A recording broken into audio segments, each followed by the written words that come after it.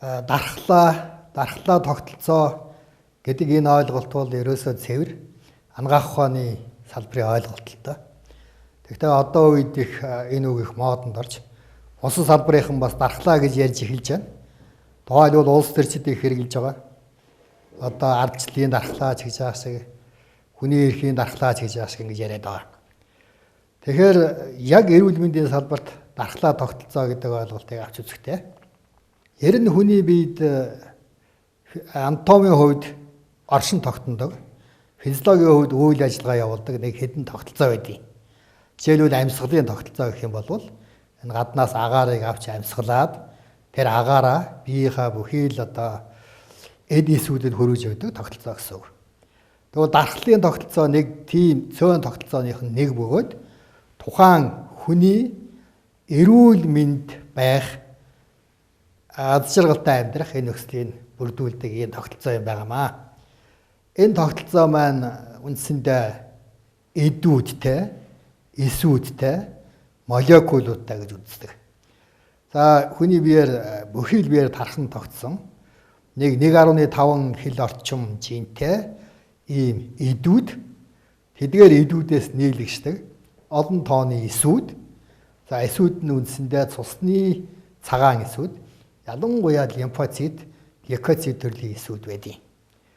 Тэгээд эдгээр дархлын эсүүдээс нийлэгшээдэг молекулууд, тэр молекулууд нь мөн ялгаа байхгүй цусаар дамжин бүхий л биеэр эргэлдэж хүний биед хаана одоо гадны эмгэг төрүүлэгч хортой бодисууд байна. Тэр болгоныг устгаж, зайлуулж эрүүл амьдрах нөхцөлийг бүрдүүлж яд юм аа. Ингэхээр юу гэж ойлгох хэрэгтэй вэ гэхээр ерөөсөө дархлаа тогтолцоо нь сайн ажиллаж, дархлаа тогтолцоо нь зөв зохистой байх юм бол тухайн хүнд эрүүл байх нөхцөл бүрднэ гэсэн үг байна.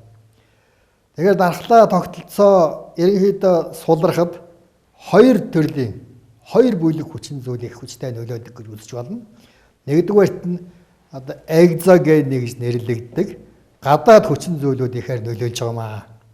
Тухайлх юм бол одоо орчны хортой байдал, агаар муу, хоол хүнс мууч байд юм уу.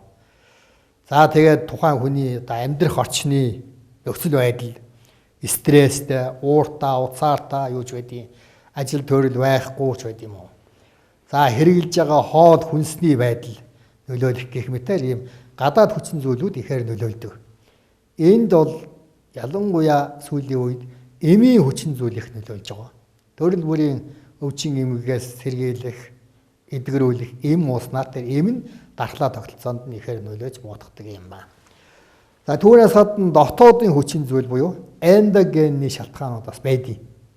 Тухайлбал хүний биед өдөрт бараг 80 сая орчим тийм одоо бүрэн хүчин чадлаараа бич чадахгүй гажигдсан, эвдэрсэн, хэмхэрсэн ийм эсүүд үүсч чаддаг. Тэдгээр эсүүдийг хүний дархлаа тогтолцоо тухайн өдөрт нь биеэс зайлуулж устгаж байх ёстой.